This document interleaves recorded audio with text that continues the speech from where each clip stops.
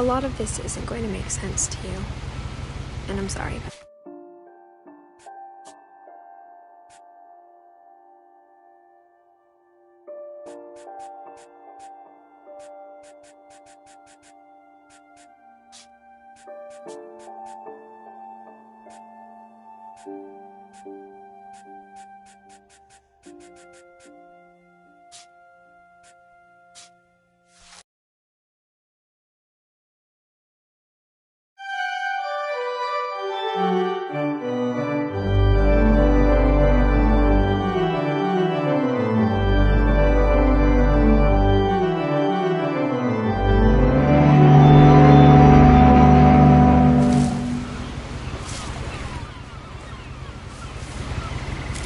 A lot of this isn't going to make sense to you, and I'm sorry about that. I'm just going to start at the beginning, with the house.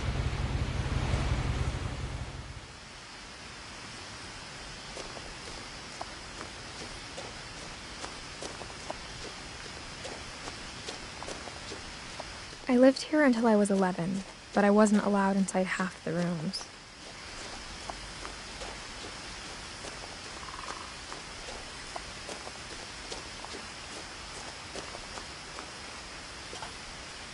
Inside the mailbox were bills from 7 years ago, marked urgent, open immediately.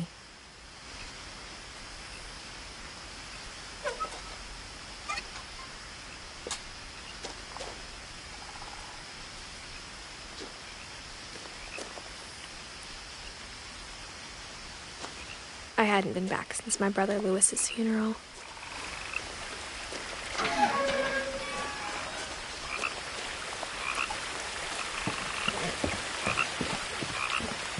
In her will, my mother left me a key but didn't tell me what it unlocked. Maybe she thought I'd know, or she thought that the mystery would be enough to bring me back.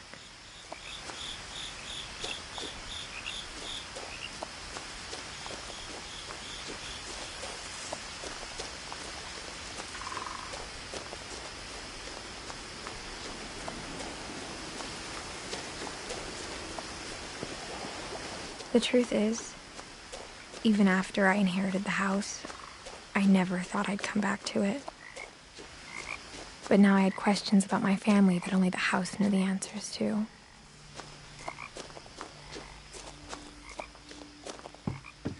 The woods around the house have always been uncomfortably silent, as if they're about to say something but never do.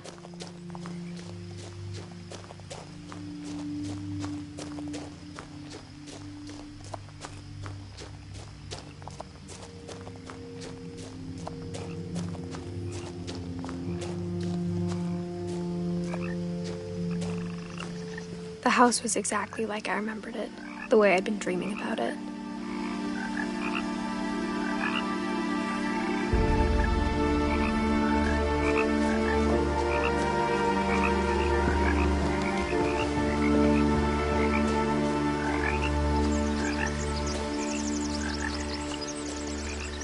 As a child, the house made me uncomfortable in a way I couldn't put into words.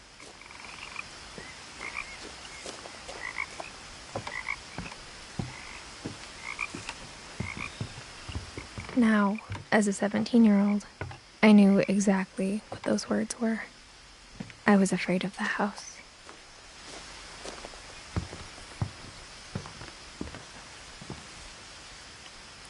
I hoped the key might unlock the front door. It didn't.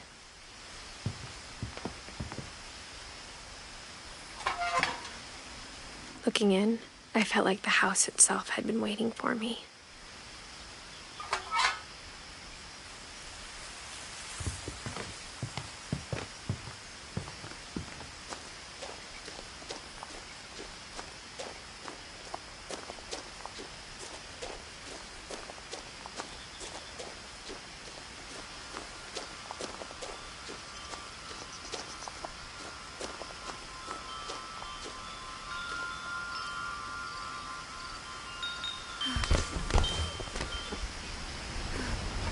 Crawling through the doggy door used to be a lot easier when I was 11.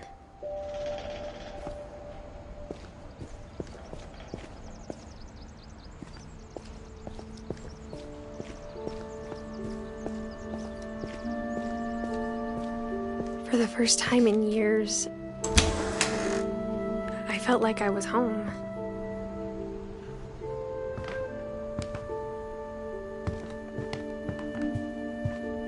The table was still a wreck from the night we left.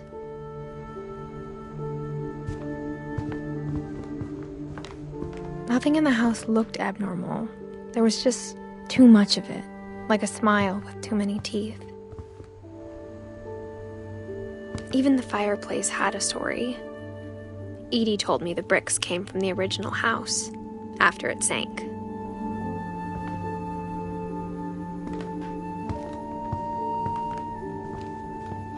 Mom always told me to stay out of the basement, so I wasn't too surprised when the key didn't fit.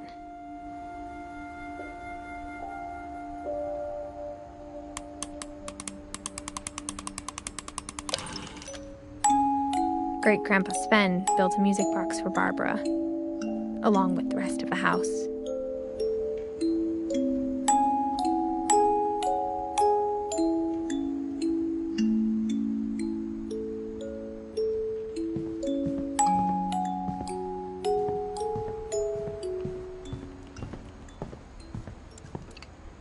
My mom wasn't much of an optimist, but she never stopped believing that my brother Milton was alive.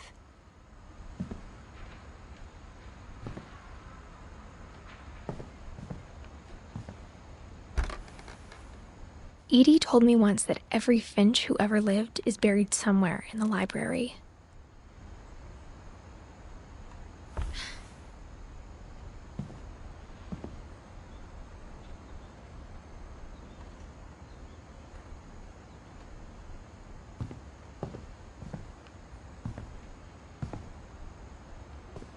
After Milton disappeared, Mom sealed up all the bedrooms. Then Edie retaliated and drilled peepholes.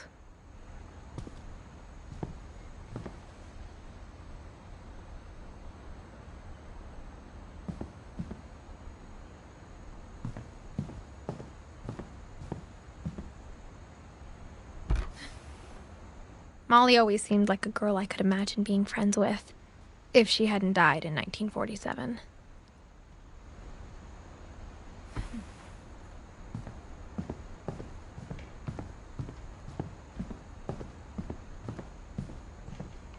Whenever people ask me about my family, the first thing they always want to know about is Barbara.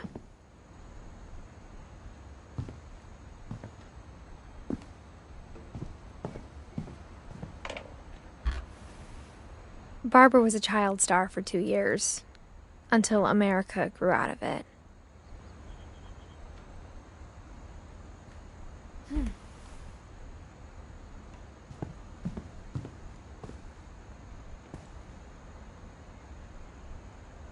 Mom must have locked the third-floor stairs on the night we left.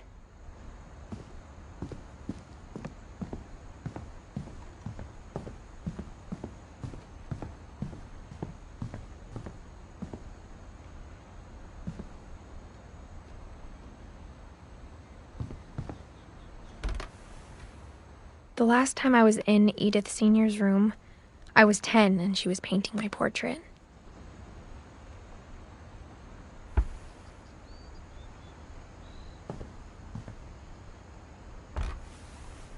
As a kid, I just assumed every house had peepholes and sealed rooms you weren't allowed inside of.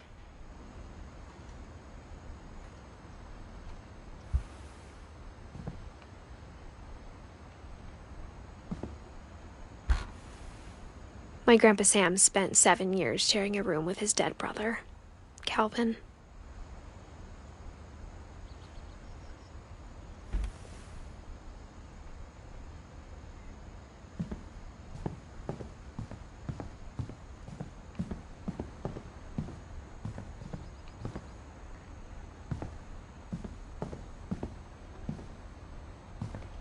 I spent a lot of time playing in Great Uncle Walter's room.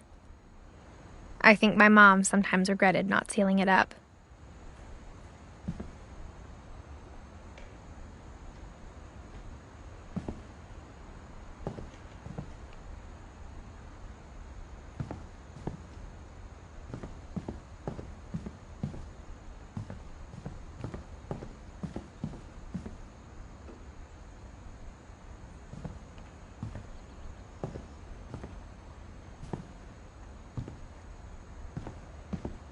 Lewis told me there were secret passages, but I never believed him.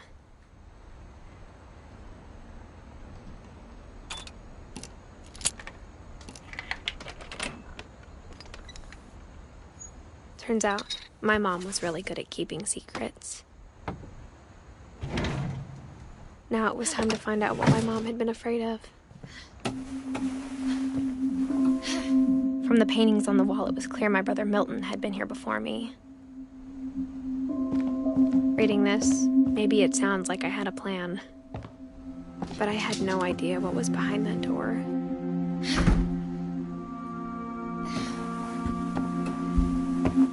Just like I had no idea where all this was gonna lead. I grew up looking at Molly's room through the peephole.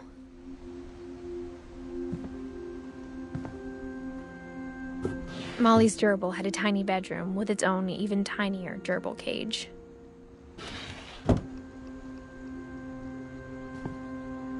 Being inside for the first time, I felt like I'd stepped behind a painting.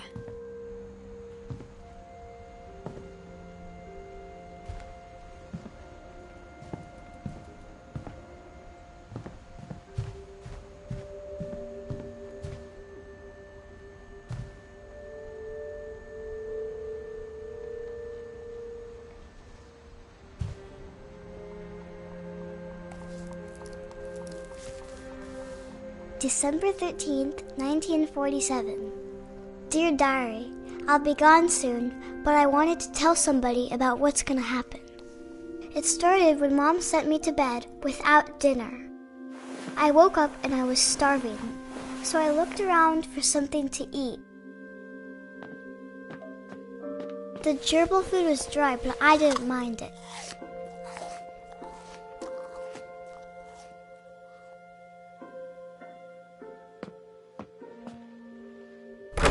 Mom, can I come out now? Sweetheart, it's late. Go to sleep. My Halloween candy was all gone.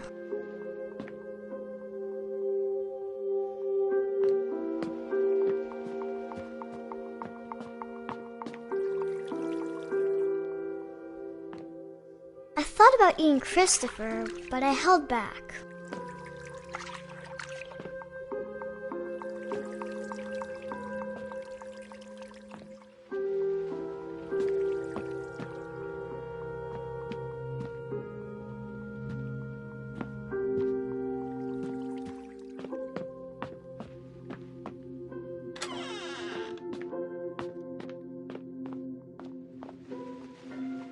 I kept eating and eating.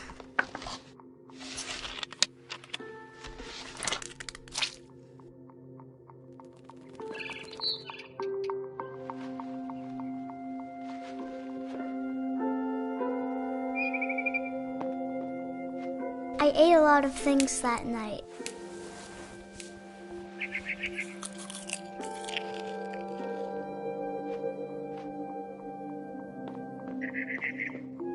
Then I heard chirping outside my window. It was a barn swallow going back to her nest. I reached out for her.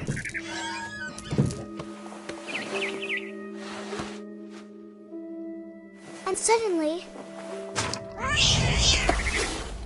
I was a cat. I tried to be quiet, but the bird was really scared.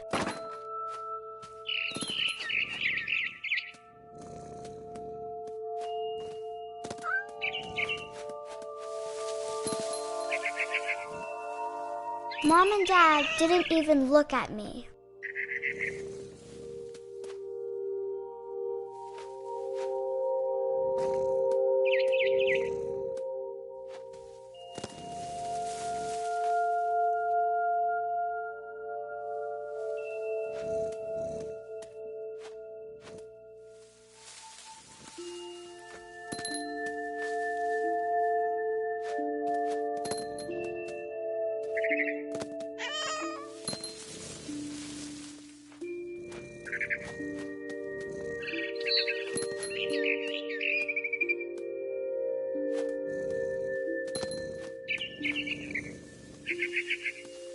The babies were all gone.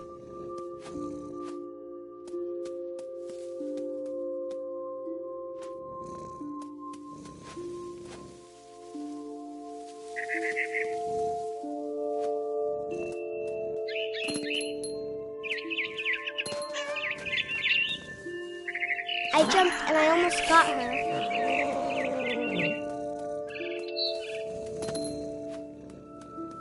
I could tell she was getting really tired. Now I was up in the big tree. I promised Dad I wouldn't climb it anymore. All I cared about was eating that mama bird. I gobbled her up. And suddenly, I was an owl. First, all I heard was the wind.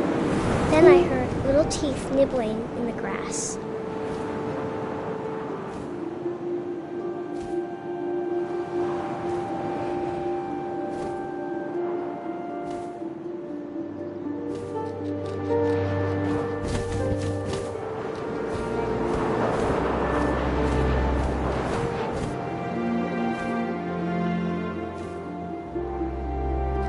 Rabbits.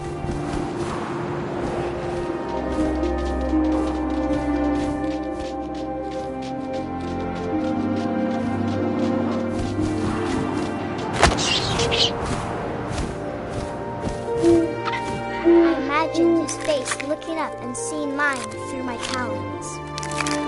I swallowed him up, and I didn't chew one bit. Then I flew off to find something bigger.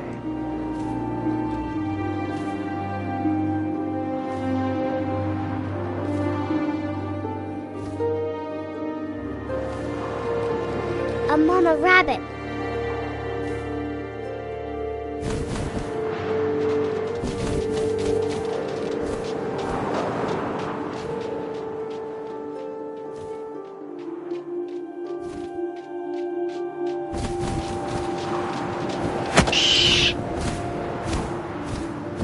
She was almost too big to carry.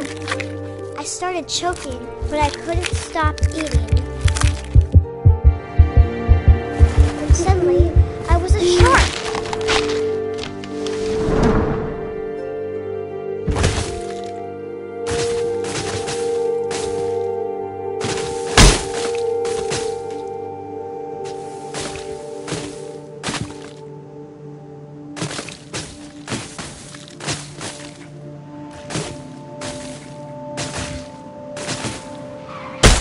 I rolled off a cliff and into the ocean. Now, I was hungrier than ever.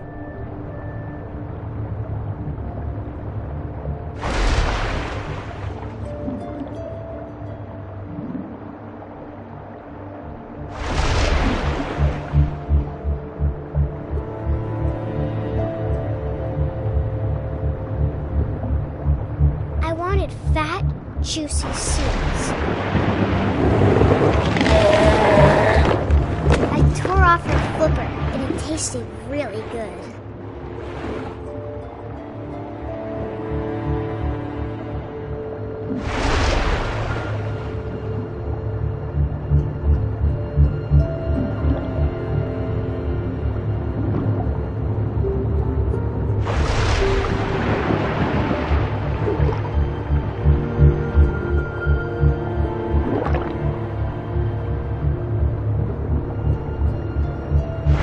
Grabbed on tight. And when I was so hungry, I jumped out of the water. When I opened my eyes, everything had changed.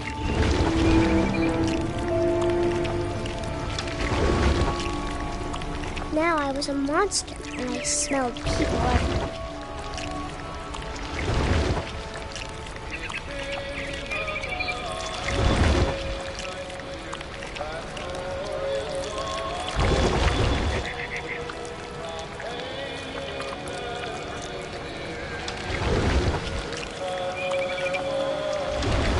I was big, but I moved real quiet.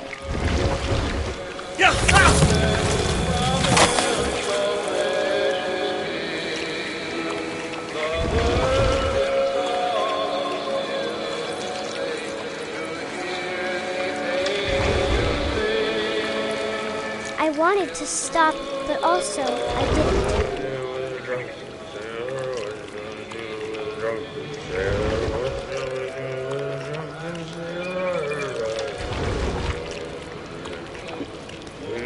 Belly with a rusty razor, belly with a rusty razor, belly with a rusty razor.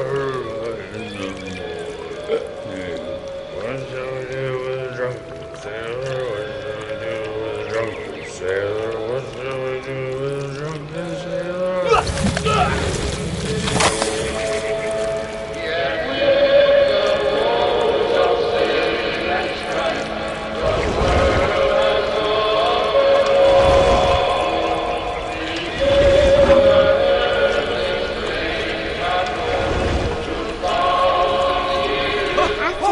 Passenger, I was still hungry.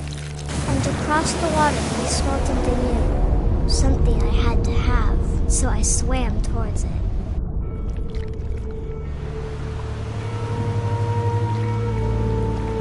I slithered onto the sand, and the good smell went into an old pipe.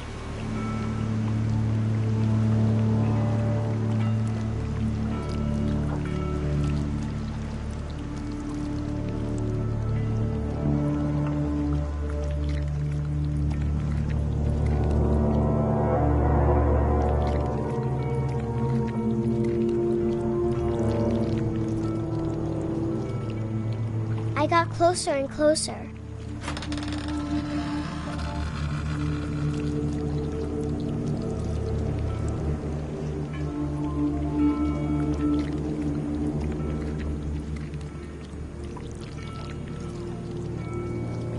All of my stomach started growling.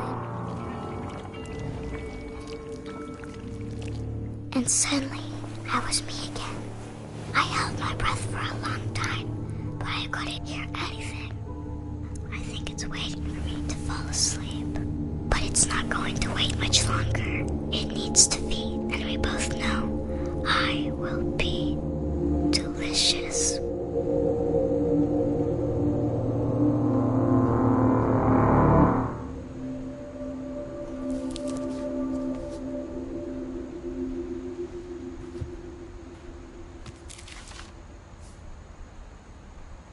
I'm not sure if I believed all of that, but I'm sure Edie would have.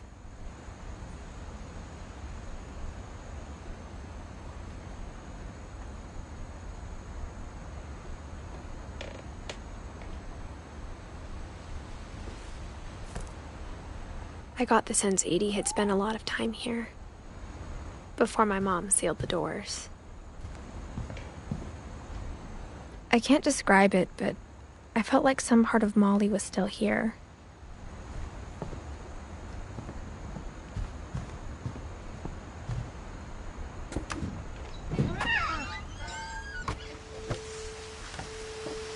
This will be obvious later, but my mom never told me any of these stories. Edie would have, but Mom didn't like bringing up the past. Though, when we adopted a stray kitten, she was the one who named it Molly.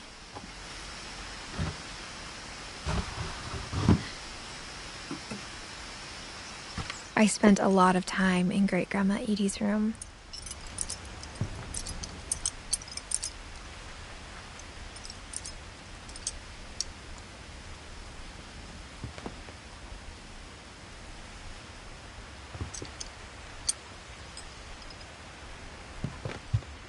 When Edie told people Sven was killed by a dragon, she could also have said he was building a dragon-shaped slide that collapsed.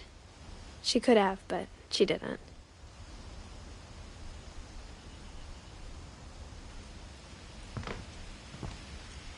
One summer, they evacuated the island, but Edie refused to go. For a few weeks, she was a celebrity. I hadn't thought of myself as Edith Jr. for a long, long time.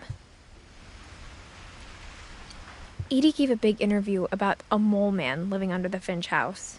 My mom was furious.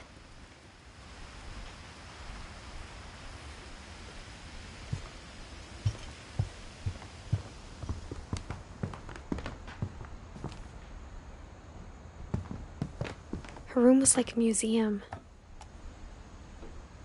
For 500 years, the Finches have been famous throughout Norway for their fortune and misfortune.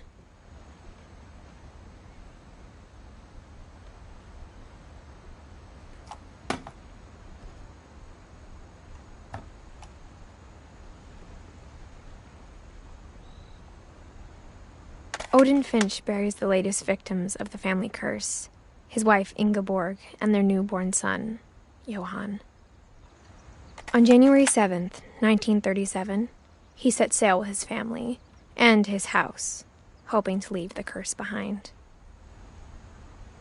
But 40-foot waves off the coast of Washington send the house and Odin to the bottom of the sea. Odin's daughter Edie, with husband Sven and baby Molly, step ashore on their new home, Orcas Island.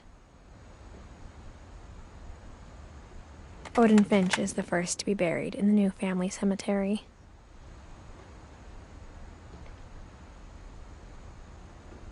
His daughter Edie is already dreaming of a new Finch house.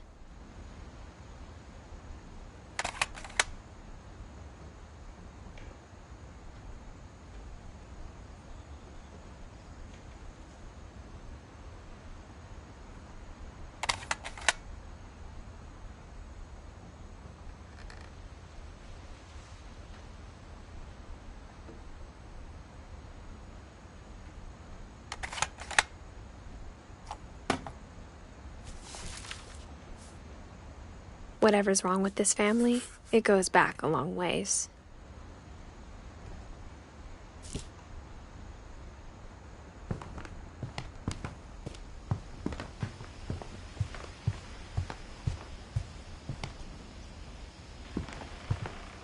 Even in her 90s, sometimes Edie seemed a lot younger than my mother.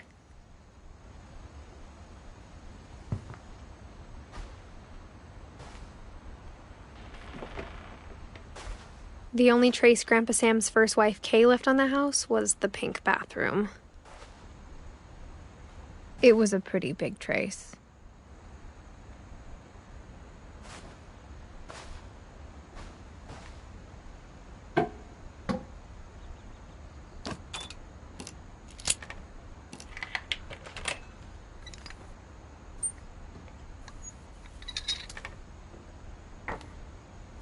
There's a secret in this bathroom. It's in the last place you would look. It isn't in the cupboard. It's hidden in this book.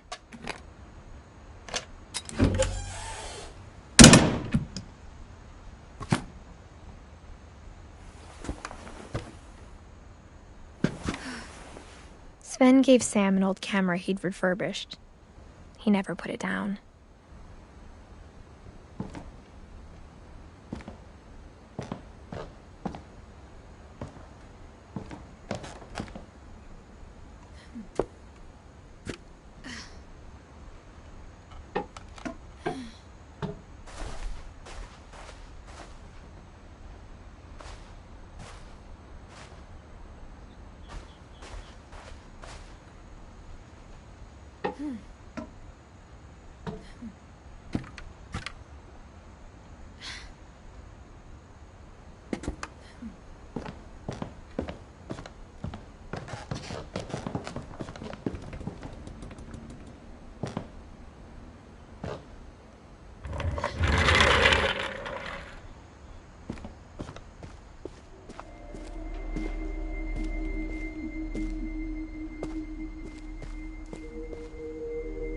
I knew Grandpa Sam had a twin.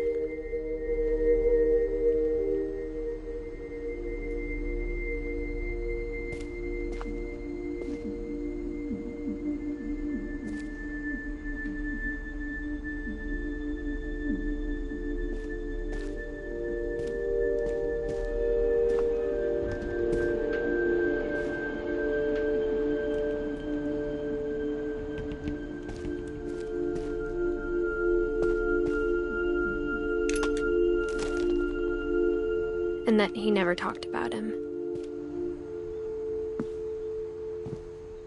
I guess my grandpa didn't like history any more than my mom did.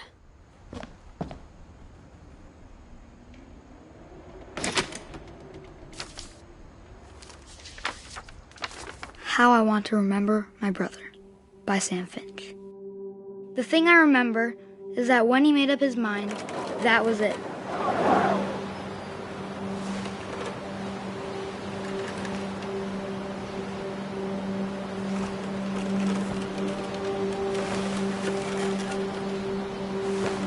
My brother said he'd die before he ate another mushroom, and he did. At Barbara's funeral, we swore we'd never be afraid again, and he wasn't. I think Calvin always wanted to fly. Sam! Calvin! Dinner's ready! Coming! But that day, he finally made up his mind to do it. I told him going around was impossible. Maybe if I hadn't said that,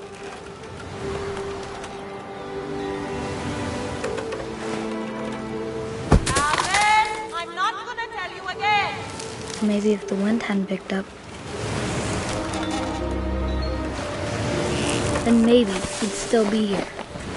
But I doubt it. I think he'd already made up his mind. That's what I want to remember about my brother.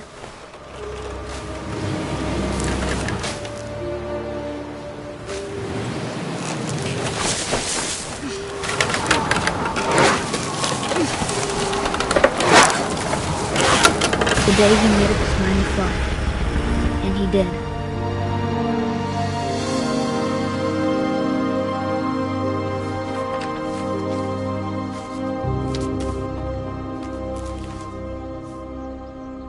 Calvin's story felt strangely familiar. When I was younger, I remember trying to do the exact same thing.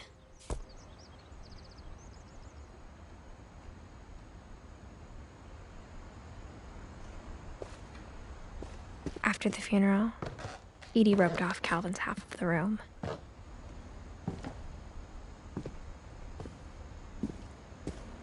Mom said Grandpa Sam enlisted at 18 and never set foot in the room again.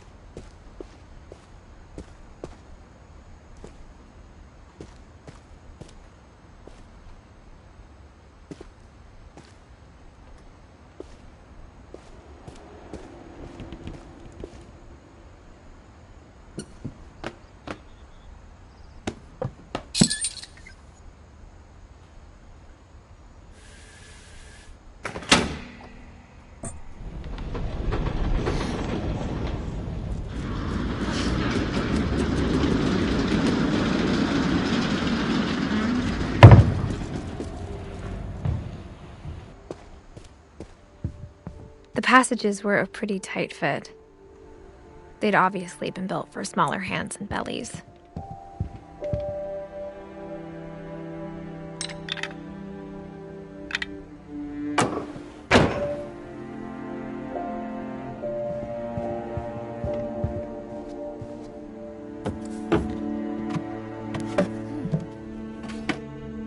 Growing up, I always thought of Barbara as a child star.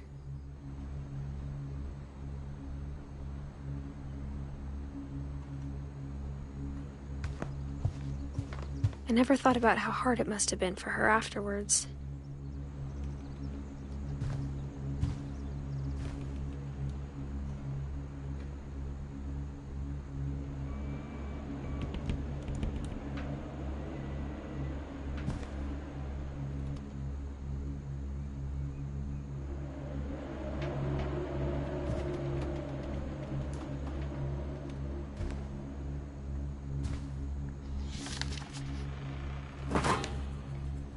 Of all the stories people wrote about Barbara's death, I'm surprised Edie saved this one.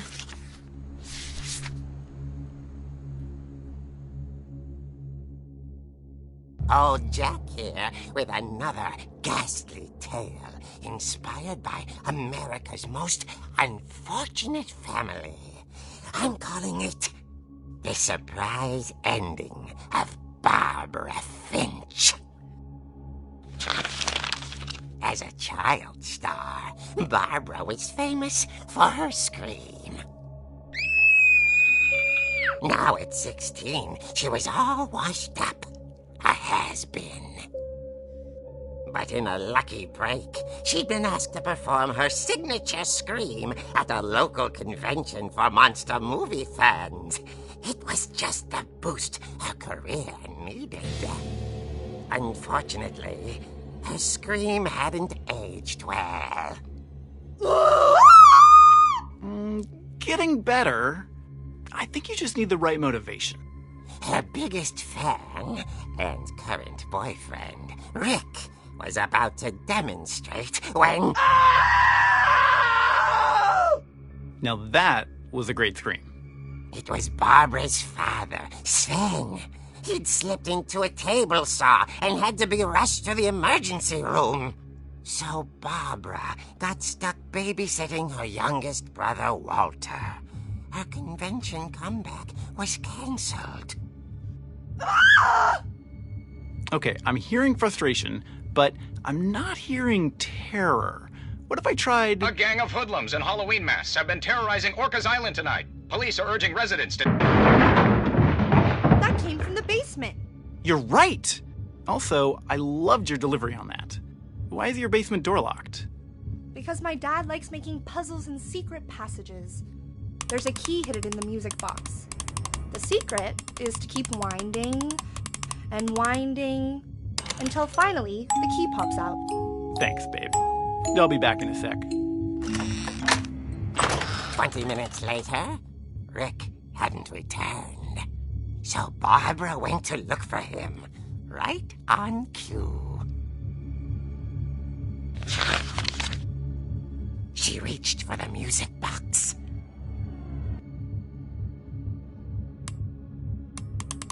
And as she wound the key, she listened for Rick, but the house was silent.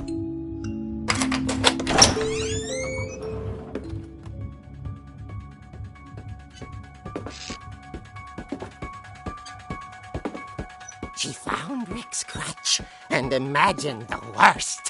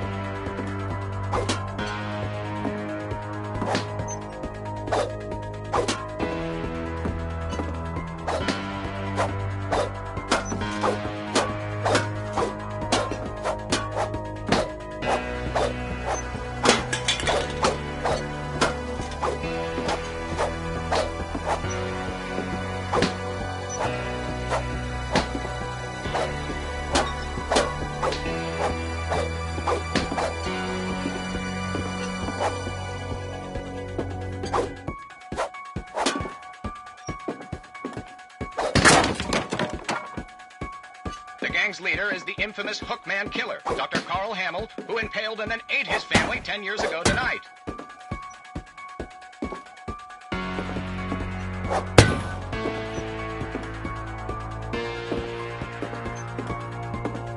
Old Finch rattled and grew still.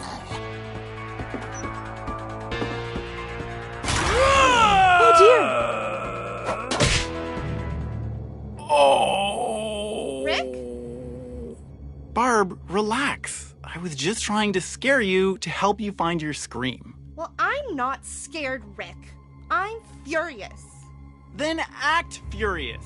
All I'm getting from you now is that you're hurt and confused and you're... She threw him out, but she kept a little something to remember him by. Barb, Have you seen my other crutch? And she was still holding it when she fell asleep watching the Late Late Picture Show. Hours later... Barbara! Walter, what's going on up there? Ah! Okay, I'm coming up, but if this is a trick, you're dead, Walter.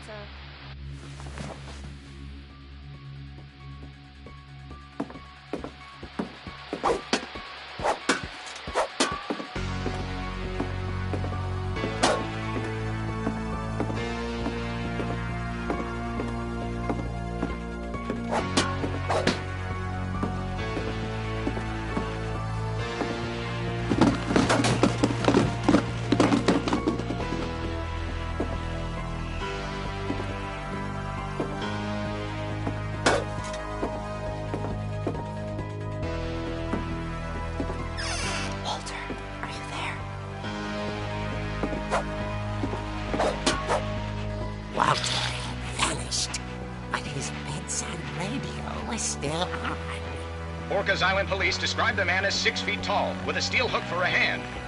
Residents are urged to lock all doors and windows and notify the police of any suspicious activity. Barbara turned, saw the hook man, and was speechless. He was quite smashing.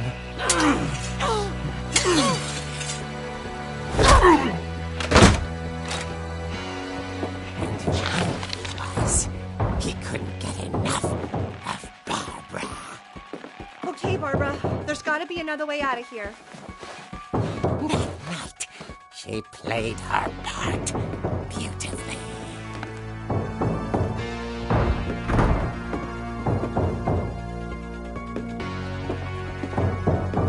Molly's door hadn't been opened in years.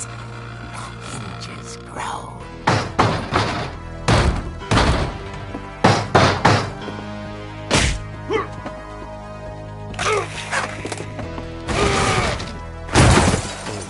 Moving, but she sensed the story might not be over yet.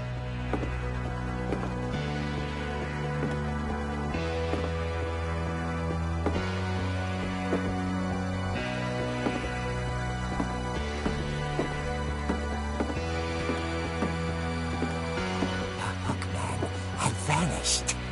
She listened for his breathing, but all she heard was...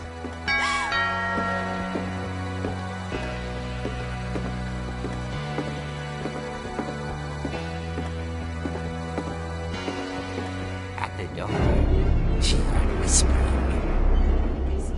It was coming from inside the house.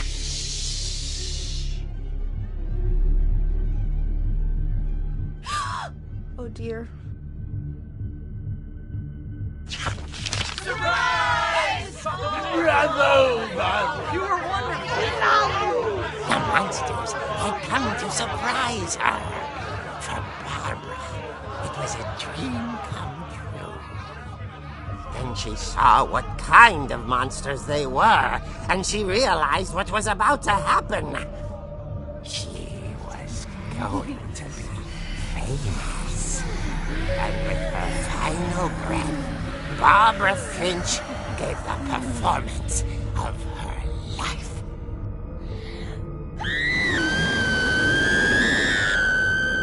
I wasn't there myself, but I hear Barbara was magnificent. Poor girl. She had a taste for stardom. But unfortunately, so did her fans. Of course, the police blamed it all on poor Rick, who disappeared the same night. And little Walter? Hiding under his bed the whole time. He took it all pretty hard, but that's another story. As for Barbara, tucked inside the music box is all they ever found of her. Her ear. Now that's what I call a real eerie tale.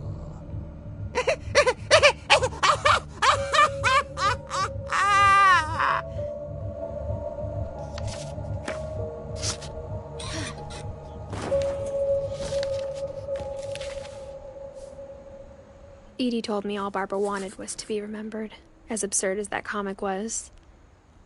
Maybe what Edie saw was a happy ending.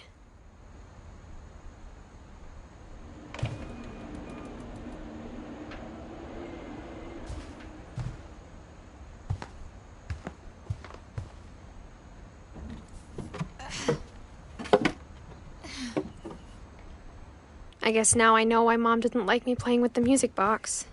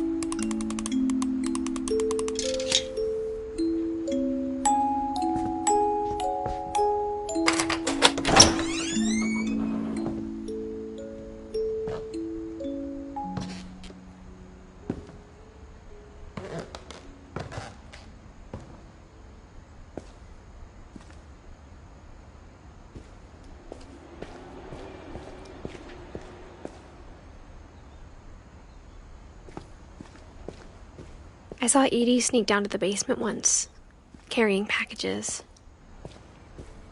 I thought maybe she was hiding presents.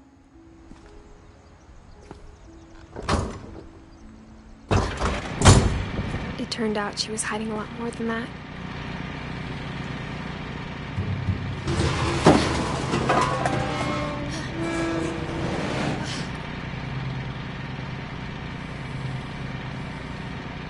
I remember asking Mom once about where Walter had gone.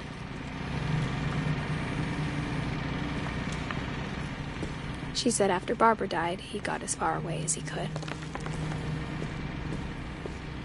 If there's a pattern in all these stories, I think it's that none of us has gotten very far.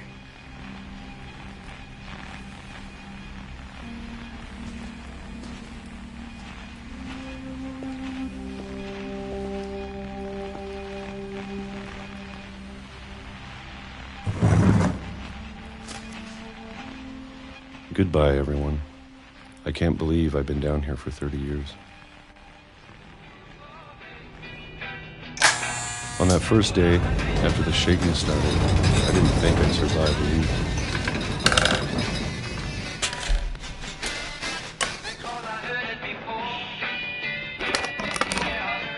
But after a few days, I settled into a routine. That's what kept me sane. Having a schedule, living for today. I always expected to be dead tomorrow. But if you wait long enough, you get used to anything.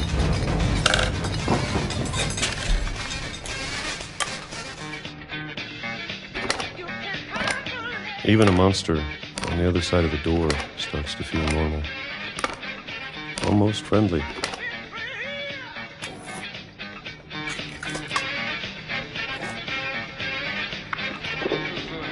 And then one day, everything just stopped. Whatever that thing was, it was gone. Maybe it got tired of waiting. Or maybe I just got tired of being afraid.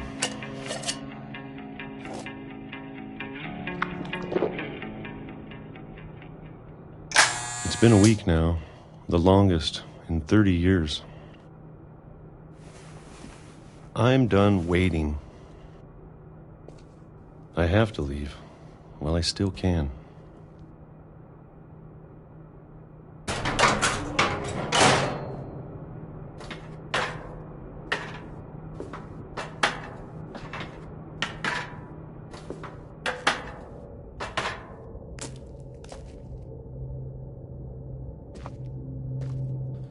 it's out there somewhere.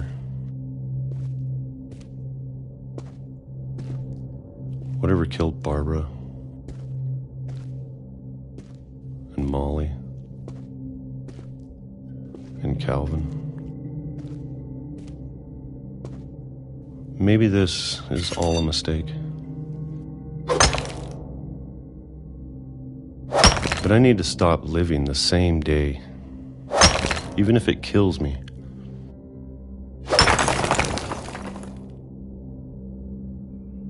Whatever's out there, I want you to know I'm ready for it. I'm going to appreciate all of it, especially the food. I don't mind if I only have a year left, or a month, or a single week. I'd be happy with one more day. I can already imagine the sun on my face.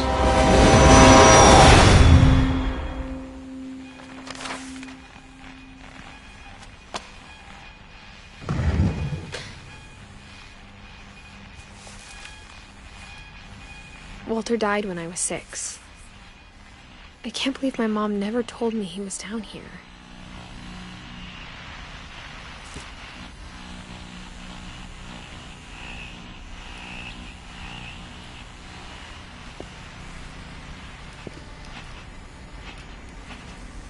I'm sure my mom was trying to protect me.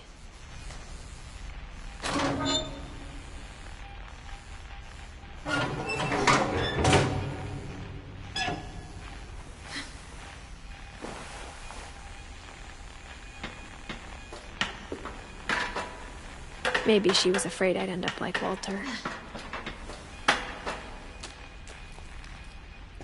But if she never told me about an uncle under the house, I can only imagine what else she was hiding.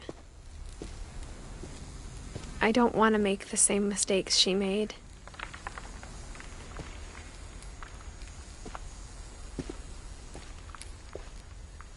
Trying to bury something that's still alive.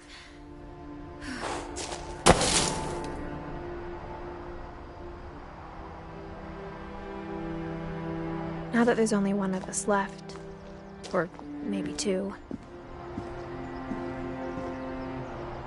I thought it was time I heard the stories for myself and found out what happened to everyone else. But now I'm worried the stories themselves might be the problem. Maybe we believed so much in a family curse, we made it real.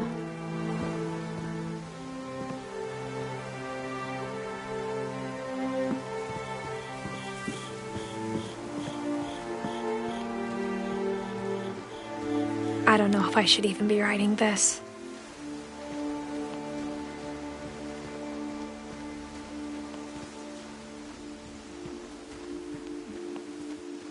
Maybe it'd be better if all this just died with me.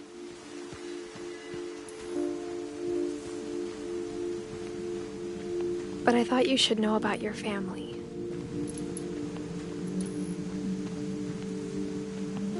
And the history you're a part of.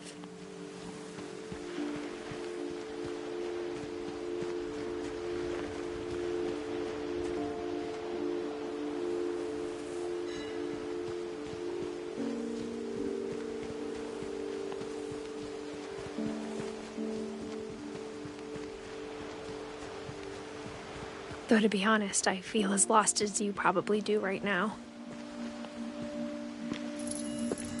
I think the people in these stories believed them, for what that's worth.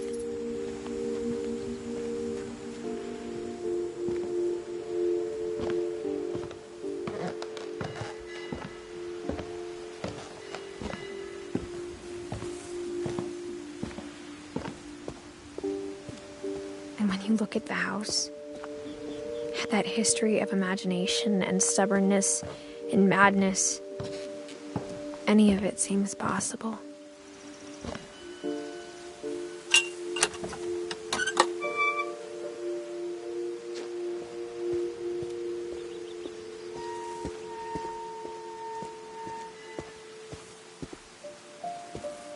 I think we've been surrounded by death for so long, we've just gotten used to it. What kind of family finishes building a cemetery before starting the house?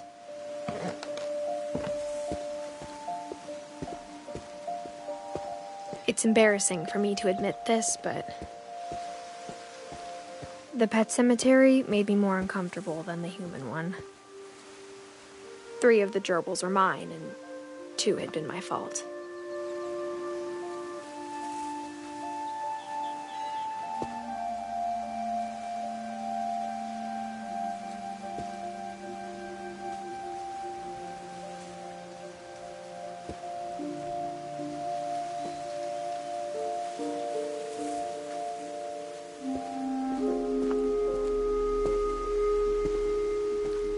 Sven built the house, but it was Edie who designed the cemetery.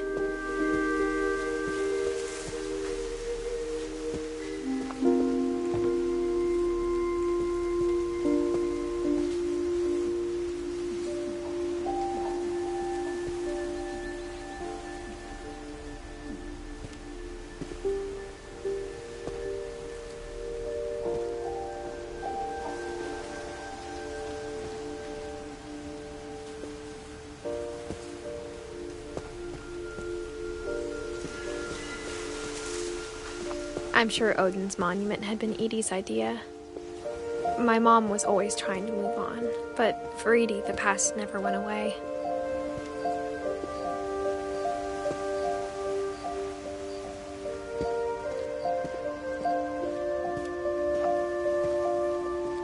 She could see it poking out of the water at low tide.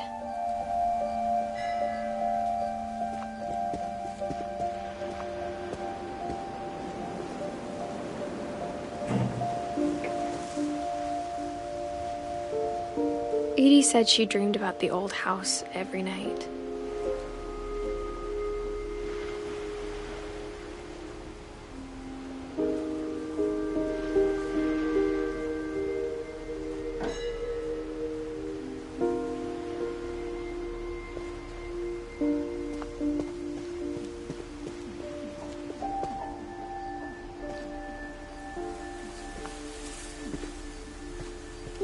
Edie's side was always easier for me to understand.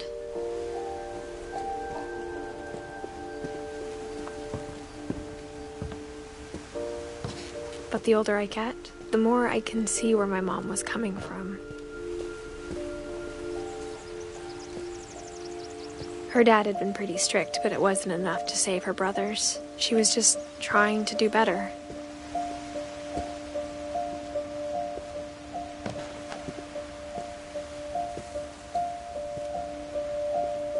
She lost 2 of her brothers, just like I did. I get why she tried so hard to protect us. There's so many things I wish I could ask my mom now. Part of me thinks this is what she wanted all along. For me to come back someday and find everything out for myself.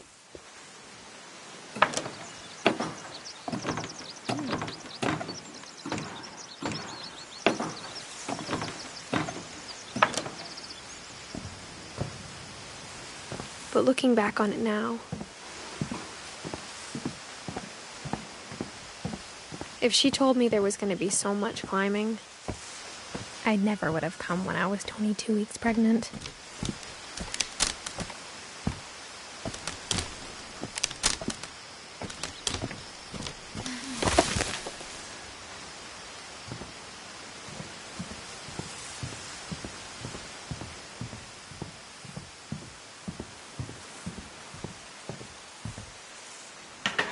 I never met Grandpa Sam, but I think he and my mom had a lot in common.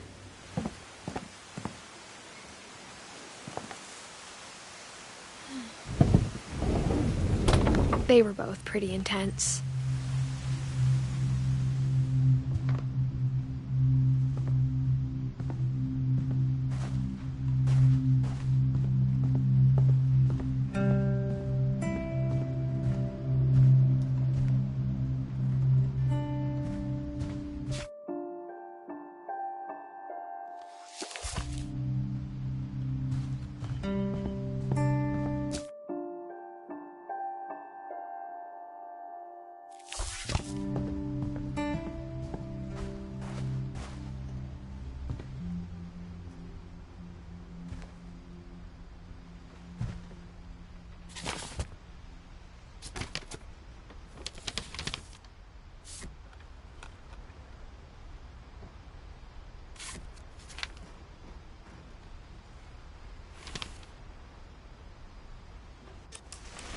Dawn, I promise, you'll never forget this weekend. Yes, sir. These memories are gonna last. Perfect. It's gonna rain the whole weekend, isn't it? I will never forget this weekend, Dad. That's the spirit. Okay, got it. I'm gonna take some pictures, okay? Just be careful. That camera's older than you are. Aw.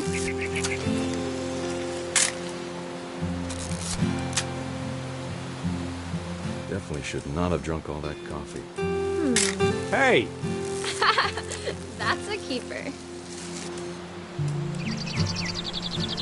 I'm just saying, I'm not always gonna be here, Dawn. You'll need to remember this stuff, if you want to survive. I'll be fine, Dad. You know who else thought he was gonna be fine? Some guy. Dad! Good eyes, Dawn.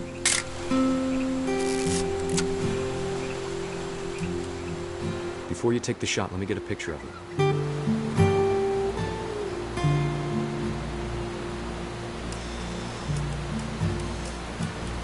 Dad, I... Just breathe. Turn off your imagination. Focus on your target.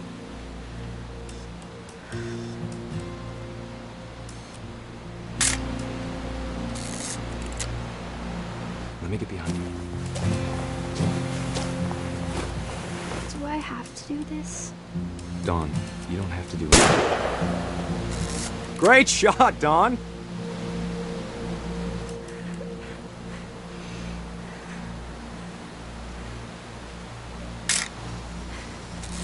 I'm proud of you, Dawn. Always remember that, okay?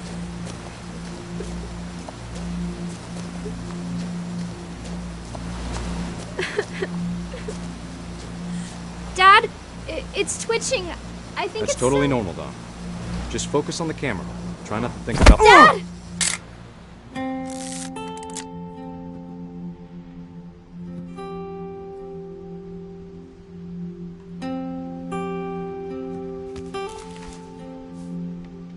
Of all these stories, that's the one I wish most that my mom had told me.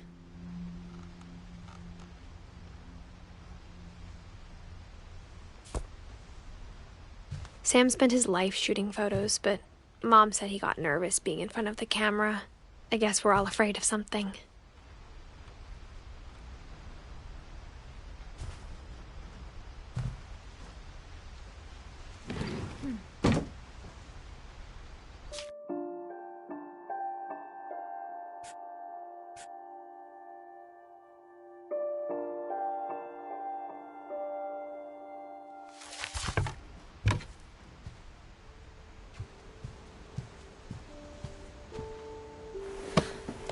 After Sam died, my mom and Edie got really close. They'd both lost a lot.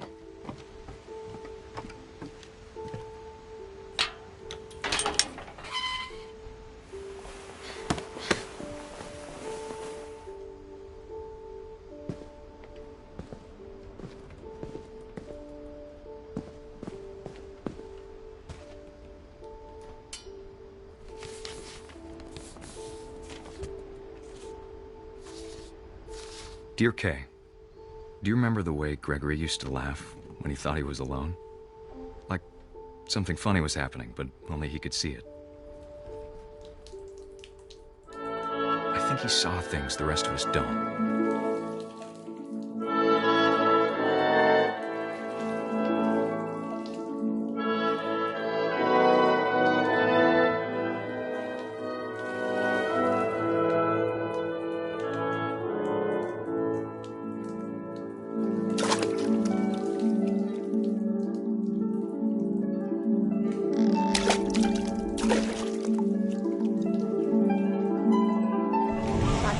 Gregory, it's time to... Hold on, sweetie.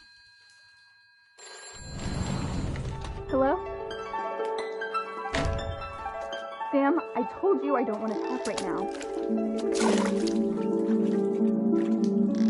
I wonder what he saw. What his world was like.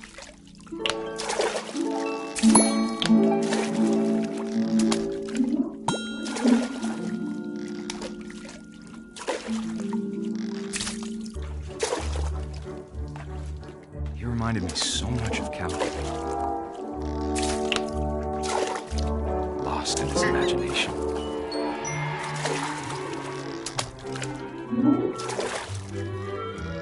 Whatever it was he saw, it sure made him happy.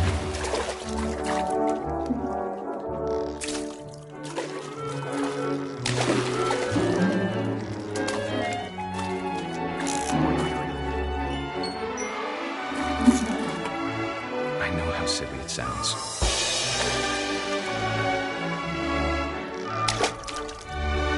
But I worried about a baby being too happy. I could feel him slipping away. Sorry about that, Gregory. I know you did everything you could. Maybe if I hadn't called that night. Damn it. Well, I don't want Gregory to hear this.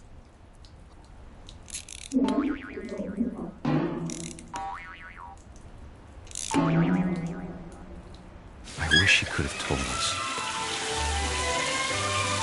about the world he saw.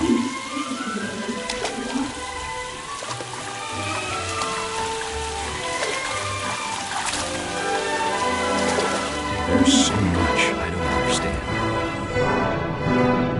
about Gregory, about everything.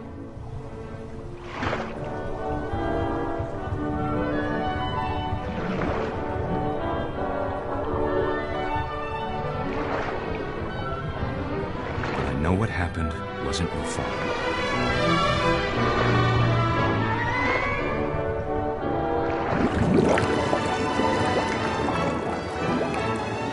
I'm sure he's happy. And he'd want you to be happy too. Good luck, Kay. Love, Sam.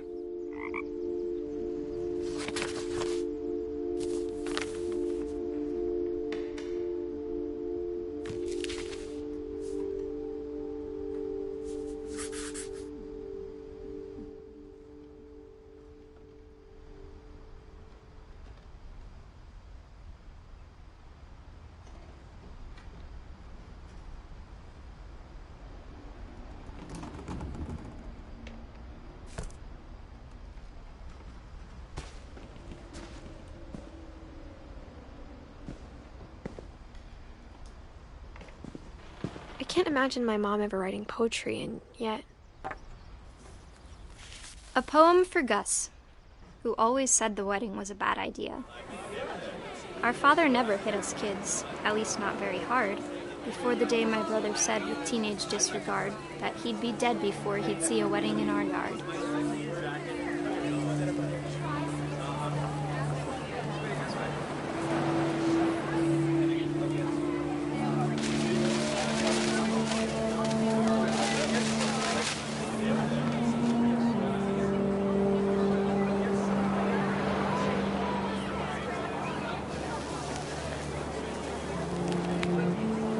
My father made him come, of course, but Gus stood far apart, just flew his kite and bottled up the storm inside his heart.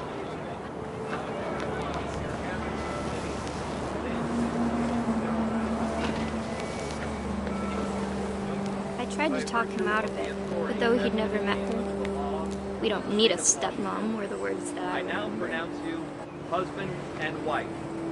You may kiss the bride.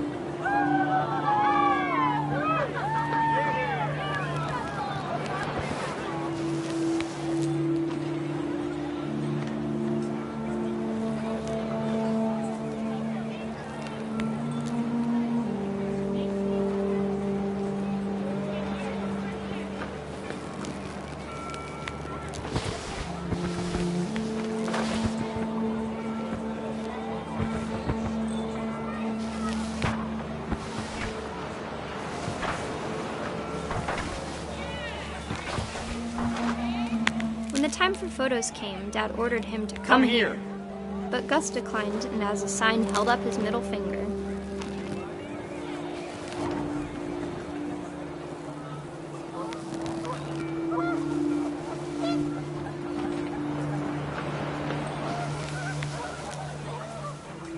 The wind picked up and panicked geese appeared and quickly went.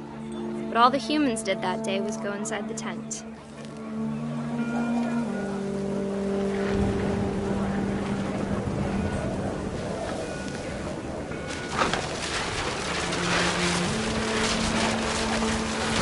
Rain came down in buckets then, but no one seemed afraid that nature might destroy the tent our dad had crudely made. The thunder sounded much too close and full of angry power. But all my father said to this was, "Make the music louder."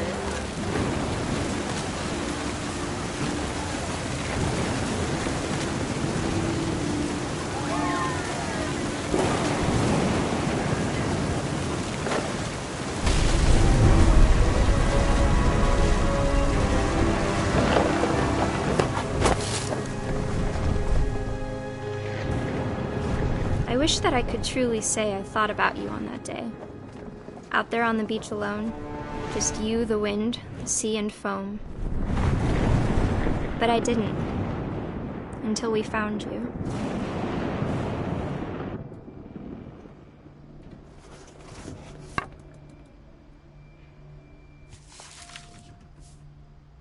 She never talked about him, but Mom told me once if I was a boy, they were going to name me Gus.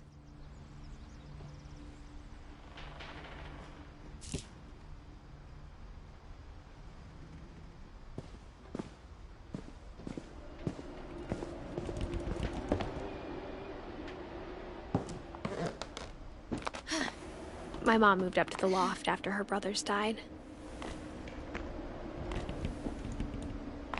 At the time, it was as far away as she could get.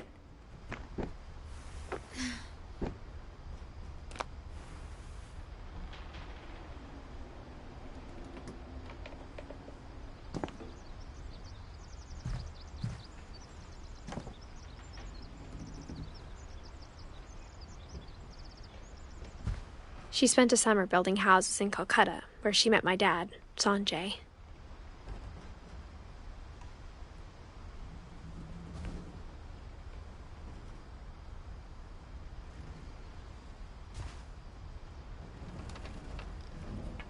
My mom moved to India a week after graduation and got a job teaching English. Louis was born a year later.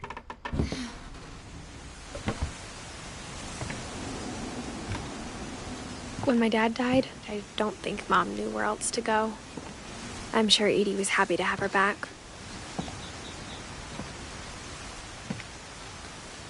And to see kids in the house again.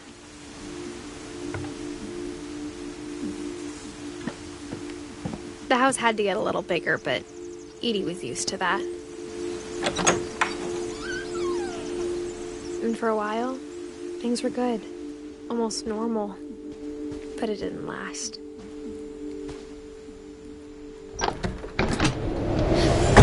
The beginning of the end was Milton's 10th birthday, when Edie gave him a castle.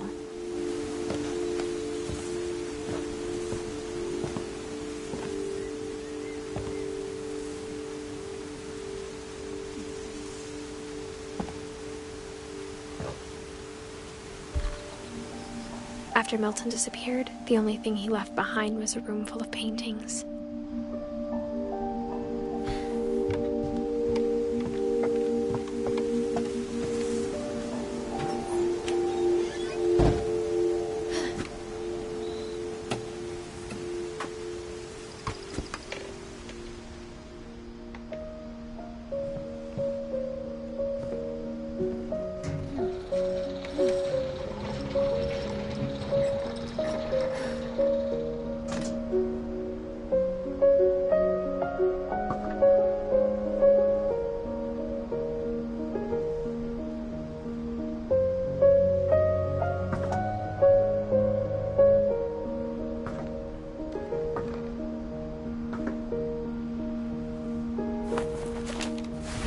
Milton Finch Inn, the magic paintbrush.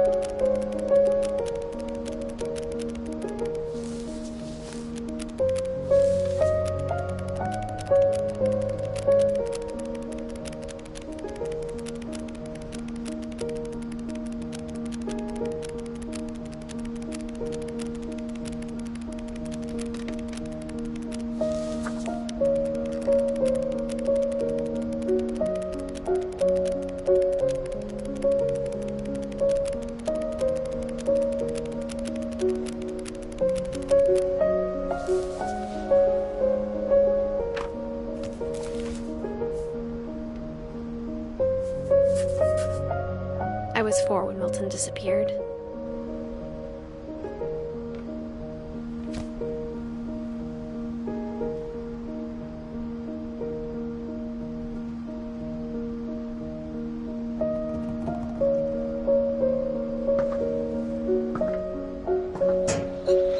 Mom spent months searching for my brother. Then she sealed the doors.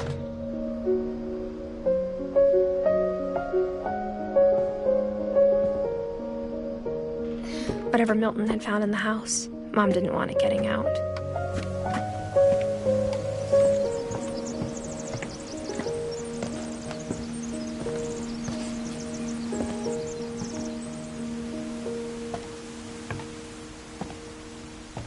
Mom definitely blamed Edie, but I think Louis blamed himself. After he graduated, he just spent more and more time in his room, until Mom got him a job at the cannery. Everyone always told me to stay out of Louis's room, except Louis.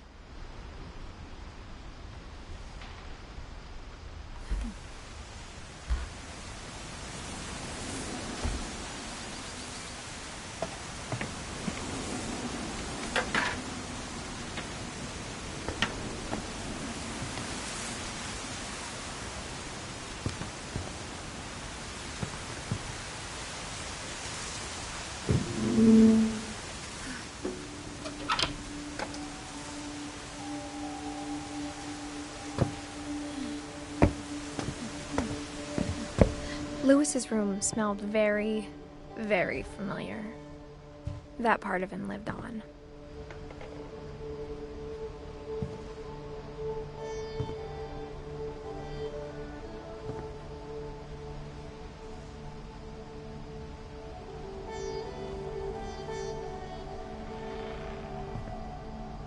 Louis and I spent a lot of time playing games together, but he was surprisingly bad at them.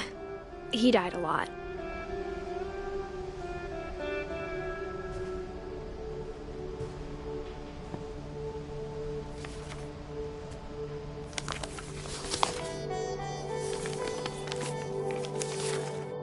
Dear Mrs. Finch, as Louis's psychiatrist, I can understand your desire for an explanation. As I see it, the trouble began in January, shortly after we convinced your son to seek treatment for substance abuse. Newly sober, I believe Louis first noticed the monotony of his daily life.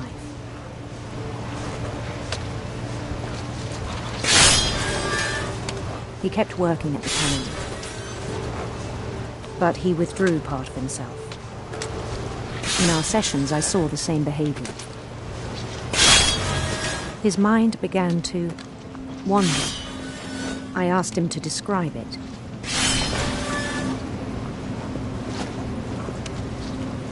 He said he started small.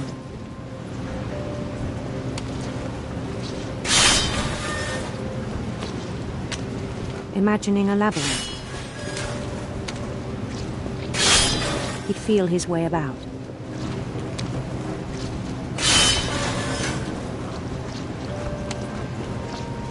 Then something moved. Bats. And toads.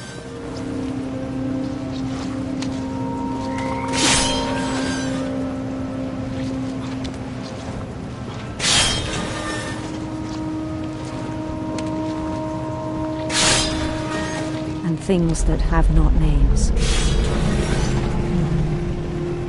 He knew it was all in his head. But he took it very seriously. I had hoped he'd find himself.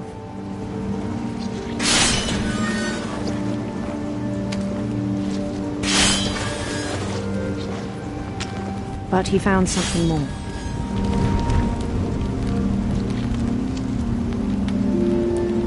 I worried about him then. Daydreaming at the cannery. I spoke with his boss. But he said Louis had become a model employee. Methodical, tireless, focused. Like a whole new Louis. So I let him go on.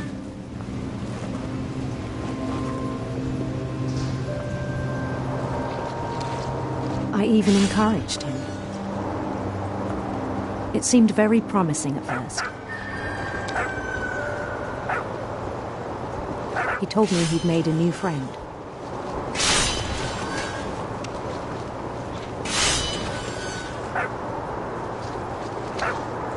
On the edge of a city he named Louis Topia. He built the city up slowly, brick by brick. Then he made musicians.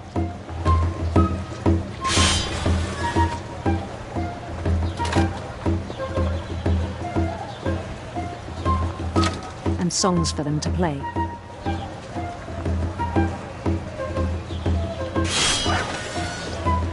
He talked about starting a band. And he was always humming something. Every day his imagination grew stronger.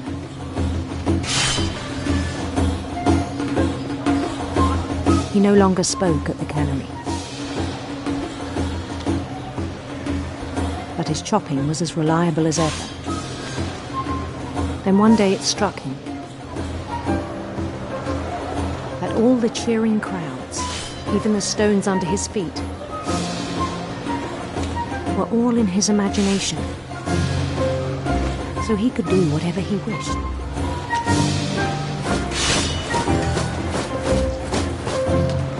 He held an election for mayor.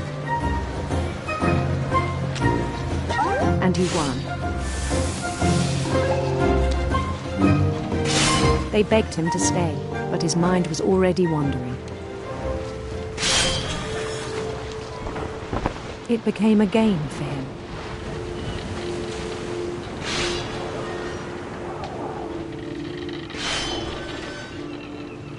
He'd conquer a city, then immediately push on.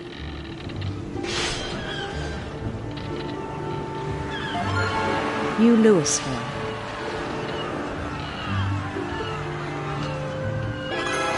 St. Louis. He started drifting away from our reality.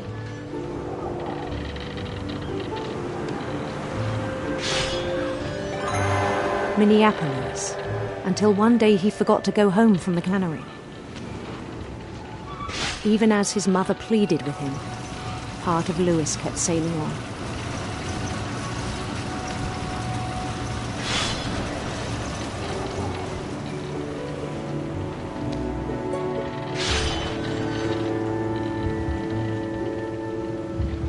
In Louisburg, he heard rumors of a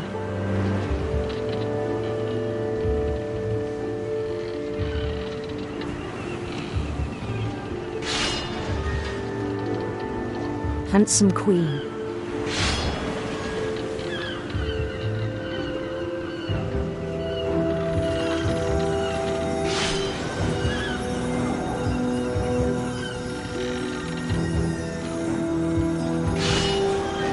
The queen was on her own quest for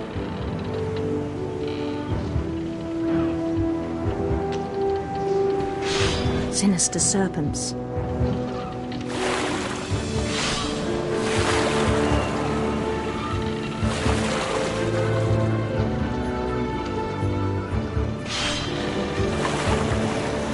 He followed the sound of her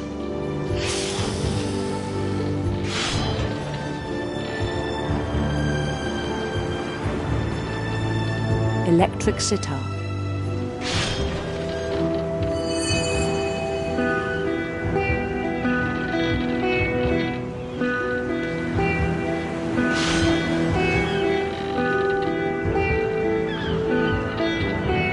His chase led him to a golden palace east of the sun and west of the moon.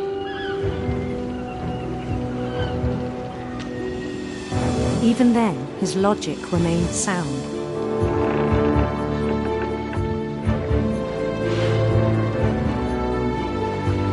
He knew the world was all in his imagination.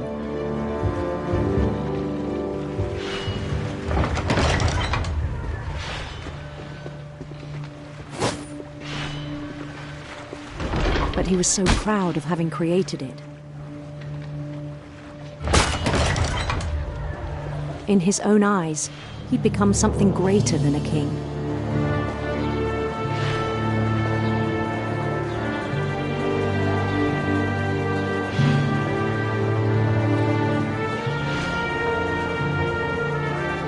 For someone who'd never known success in the real world, I think it was overwhelming.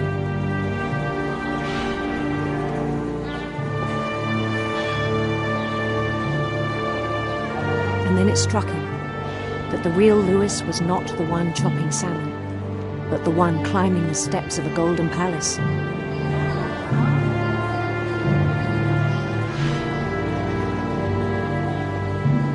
My imagination is as real as my body, he told me. It was hard to argue with him.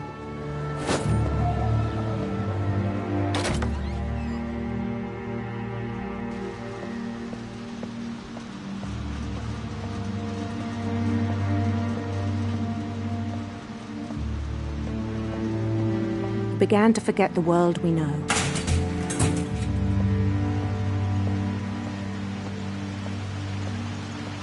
I think it pained him to remember Lewis, the cannery worker.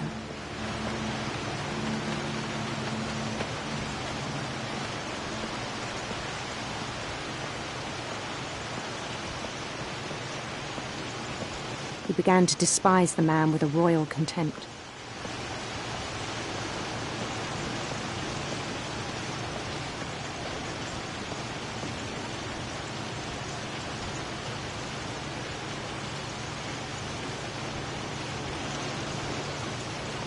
I still thought I could save him.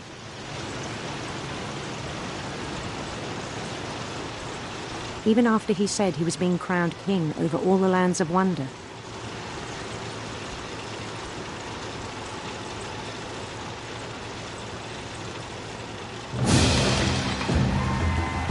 The palace would be packed with his companions.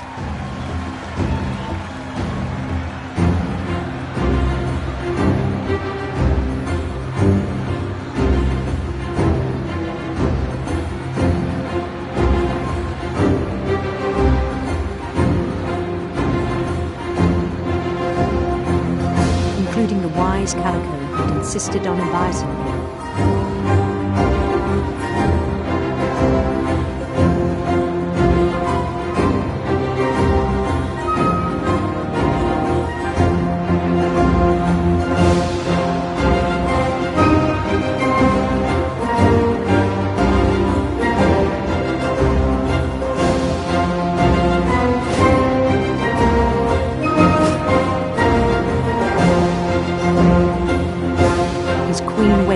Holding his crown.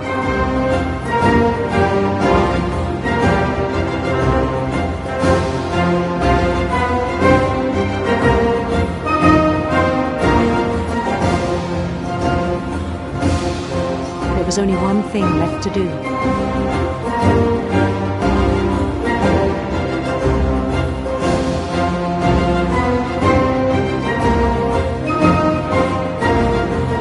Bend down his head.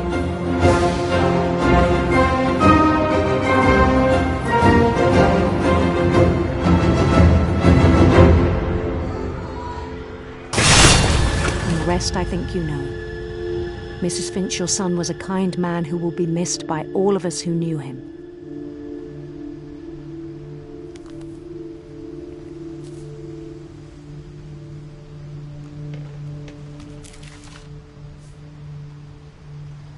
My brother was really cool. I wish you could have met him.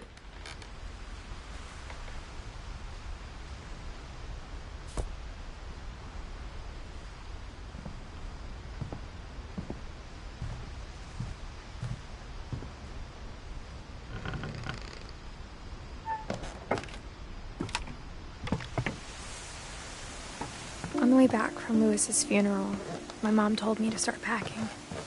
She waited until the day before we left to tell Edie. I'm not sure if she wanted to make it easier or harder.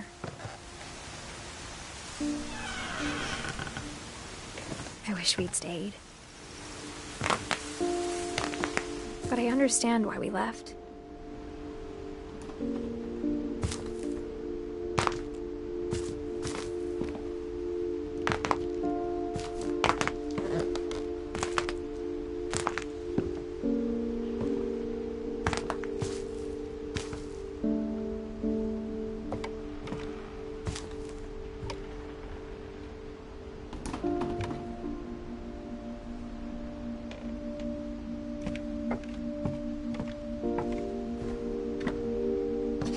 My mom ended up leaving everything behind.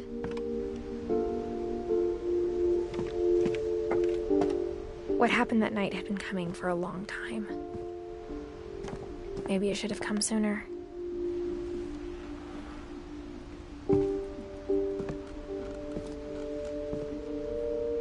But it had to end one way or another.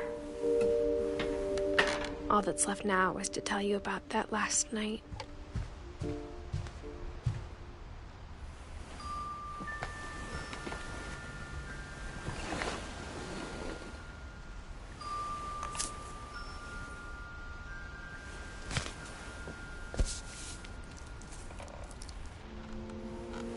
That whole last day, Edie just watched us pack and didn't say a word.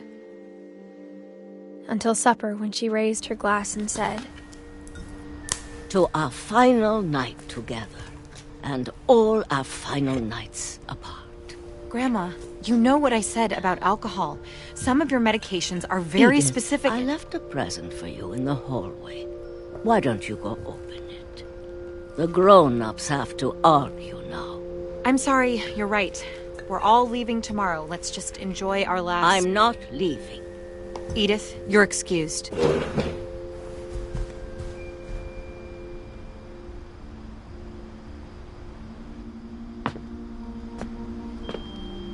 The power had been shut off that morning, but Edie always had plenty of candles.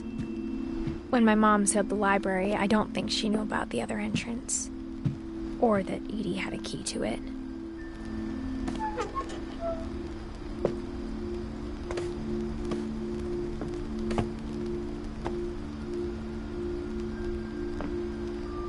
The thing you're afraid of isn't going to end when you leave the house. Edith has a right to know these stories. My children are dead because of your stories. I think it's best if Edith and I leave tonight. We'll have the nursing home send a van for you in the morning, okay?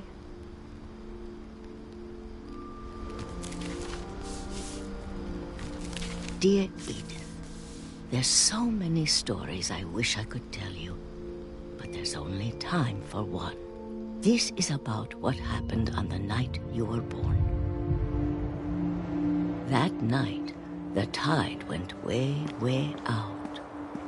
It was the first and last time I ever saw the old house aground. There'd been an earthquake out in the middle of the ocean. They called it the lowest tide in 1,000 years. God, it smelled awful. You know, I've seen that house every day of my life.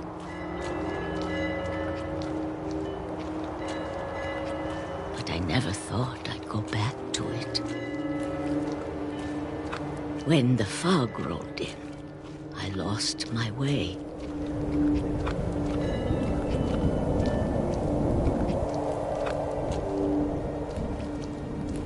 I got turned around.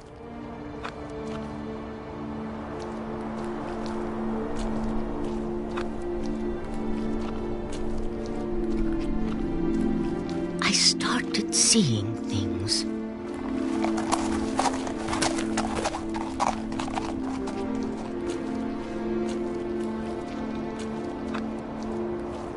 Things I'd forgotten had ever existed.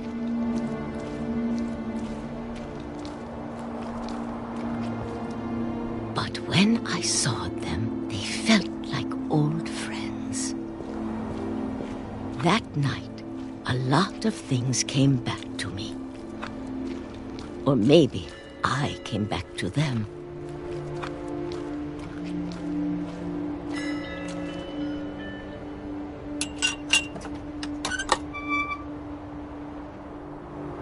Things I can't explain, but that I need you to try and... Edith, what are you doing in here? It's mine. Edith! Mom, you're gonna rip it! Let go!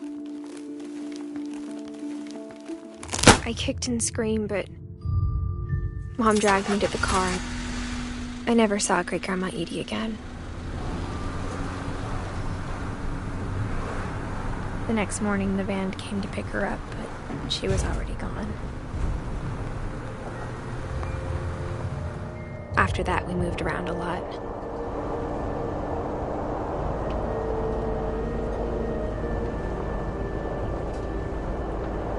We both tried to make the best of it.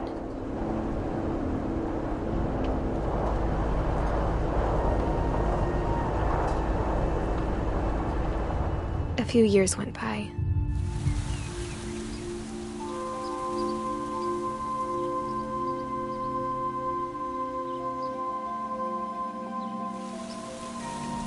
My mom didn't like to talk about it. But she started getting sick a lot. The rest happened pretty quickly.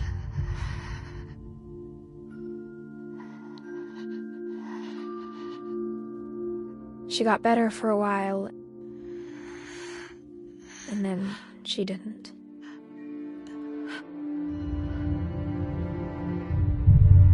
And then I was alone.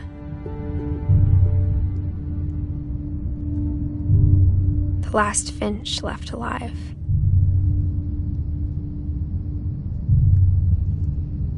Until I found out about you. I'm still not sure what to tell you about all this. If we lived forever, maybe we'd have time to understand things. But as it is, I think the best we can do is try to open our eyes. And appreciate how strange and brief all of this is. This journal was supposed to be for you. But now I hope you'll never see it.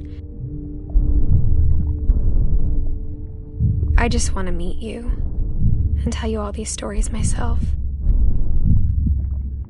But I guess if you're reading this now, things didn't work out that way.